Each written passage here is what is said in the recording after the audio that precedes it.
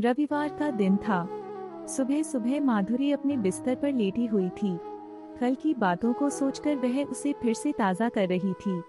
कैसे चारों ओर उसकी प्रशंसा हो रही थी।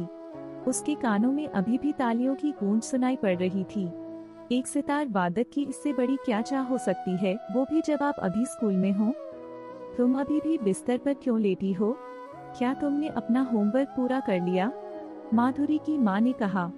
ऐसा लगा जैसे उसकी मिठी यादों में किसी ने खलल डाल दिया हो। हाँ माँ, मैंने कॉन्सर्ट से पहले ही खत्म कर लिए था, माधुरी ने जवाब दिया। उसकी माँ ने थोड़ी राहत की सांस ली और अपने काम में लग गई। इसी बीच माधुरी का बड़ा भाई रोहित उसके कमरे में आ गया। तुमने तो कल कमाल ही कर दिया। मुझे पूरा यकीन है कि एक न एक दिन तुम बहुत बड़ी सितार वादक बनोगी और पूरी दुनिया तुम्हारा नाम जानेगी। ये कहते कहते रोहित का सीना गर्व से चौड़ा हो गया। पता नहीं क्या होगा, मैं इस बारे में कुछ कह नहीं सकती, माधुरी ने बुदबुदाते हुए कहा। माँ चाहती है कि मैं अपनी पढ़ाई पर फोकस करूं, क्योंकि परीक्षा भी काफी नजदीक है। मुझे मुश्किल से प्रैक्टिस के लिए समय मिल पाता है। तुम जो कह रहे हो उसके लिए काफी प्रैक्टिस की जरूरत पड़ती है।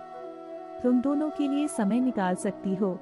चिंता न करो, एक न एक दिन ऐसा ही होगा। यह कहते हुए रोहित की आंखों में विश्वास और प्यार स्पष्ट रूप से झलक रहा था। वह अपने उन दिनों को याद करने लगा जब उसके पिता की अचानक मृत्यु हो गई थी। उसके बाद उसे डांसर बनने का सपना छोड़ना पड़ा। हालांकि उसने एक बीपीओ में काम करना शुरू कर दिया था, फिर भी वह उन दिनों को कभी भूल नहीं सकता। कैसे स्कूल में होने वाली विभिन्न प्रतियोगिताओं में उसने जीत हासिल की थी। कुछ महीनों के बाद जब एग्जाम के रिजल्ट आए तो माधुरी के चेहरे पर मिलीजुली खुशी देखने को मिली। वह इस बात से खुश थी कि उसने एग्जाम में अच्छा प्रदर्शन किया है, लेकिन वह यह भी जानती थी कि उसे अब कॉलेज जाना पड़ेगा। दिन ब दिन माधुरी को लगा रहा था जैसे उसके सपने अब उससे दूर होते जा रहे हैं। जब एग्जाम में बेहतर ग्रेड आने की जानकारी रोहित को मिली तो उसने माधुरी को बधाई देते हुए कहा, मैं पहले से ही जानता था कि तुम एग्जाम में बहुत अच्छा करोगी।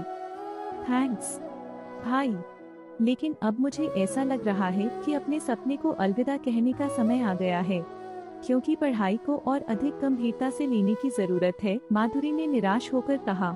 हाँ तो ठीक है, तुम एक अच्छे कॉलेज में जाओ और खूब पढ़ाई करो, लेकिन सितार भी बजाओ, रोहित ने कहा।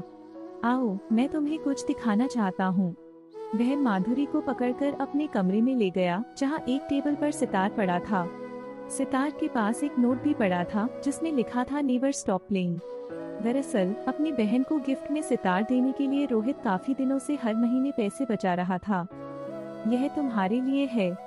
इस सप्ताह के बाद तुम्हारे लिए मैंने सितार सिखाने वाले की भी व्यवस्था कर दी है, रोहित ने कहा।